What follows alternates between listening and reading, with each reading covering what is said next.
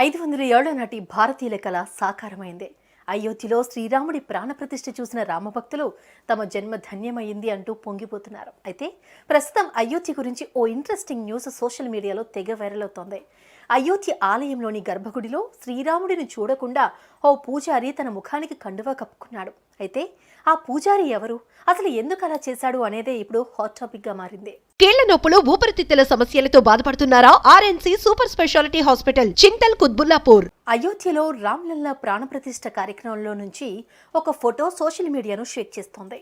ఈ ఫోటోలో ఉడిపీకి చెందిన పెజావర్ మఠాధీశ స్వామి విశ్వప్రసన్న తీర్థ అనే పూజారి పూజా సమయంలో తన ముఖాన్ని కప్పుకొని కనిపించారు.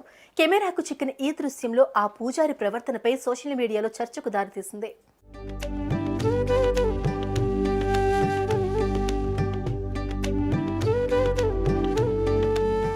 అయితే ప్రాణప్రతిష్ఠ వేడుకను ప్రత్యక్షంగా చూసిన సహానా సింగ్ అనే ఎక్స్ యూజర్ తన ఖాతాలో ఈ విషయానికి సంబంధించిన చిత్రాన్ని పంచుకున్నారు. స్వామి విశ్వప్రసన్న తీర్థ యొక్క ప్రాముఖ్యతను ఆమె ఎత్తి చూపారు. ఇది రాముని పట్ల భక్తి మరియు గౌరవానికి సంకేతమని పేర్కొన్నారు. ముఖ్యంగా నైవేద్యం సమయంలో ముఖాన్ని కప్పి ఉంచే చర్య దేవతకి, స్వామివారికి అందించే ఆహారం, వ్యక్తిగత కోరికలతో సహా ఎలాంటి కల్మషానికి గురి కాకుండా ఉండాలన్న ఉద్దేశంతోనే ఇలా చేస్తారు పండితులు. ముఖ్యంగా ఉపవాస సమయంలో ఆహారాన్ని చూడటం కూడా తనలో కోరికలను పుట్టించవచ్చని ఆమె తన ఖాతాలో తెలిపారు.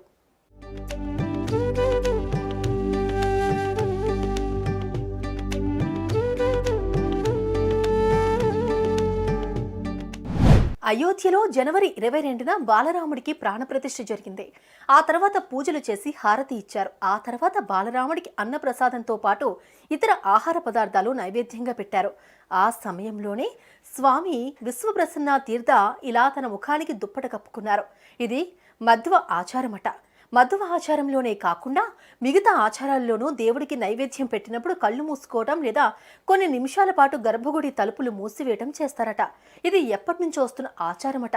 నైవేద్యం పెట్టిన తర్వాత ఆ ప్రసాదాన్ని దేవుడు తింటాడని, అలా దేవుడు మనం పెట్టే ఆహార పదార్థాలు తింటున్నప్పుడు దానిపై నరదిష్టితో పాటు ఇతర ఆలోచనలు రాకుండా ఉండేందుకు ఇలా చేస్తారని పండితులు చెబుతున్నారు.